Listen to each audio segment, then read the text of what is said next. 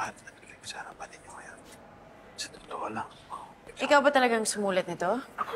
Mr. Alvaro.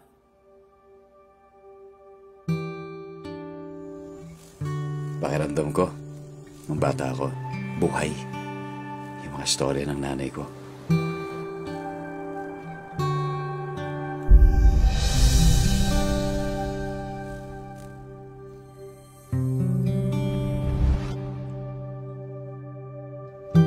Hanggang sa dulo ng mundo. Nay, sana malaki na rin ako. Parang yung ibang bata. Baka pag matapang na rin ako. Hanggang maubos ang Alam mo, anak, matapang ka. Mas matapang ka kaysa sa iniisip mo. hanggang gumulong ang luha. Hanggang mahulog ang tala.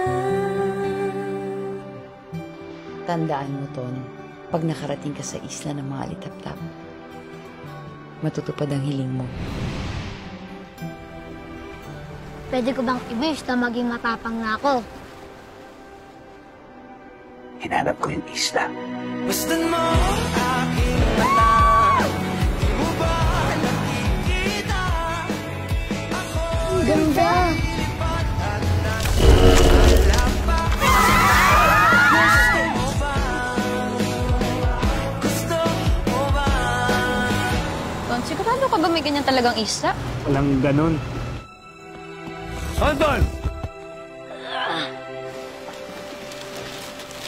Teka lang pa! Anton! Bilis! Sorry, Nay. Di pa rin ako matapang. Totoo ang isla, Ton.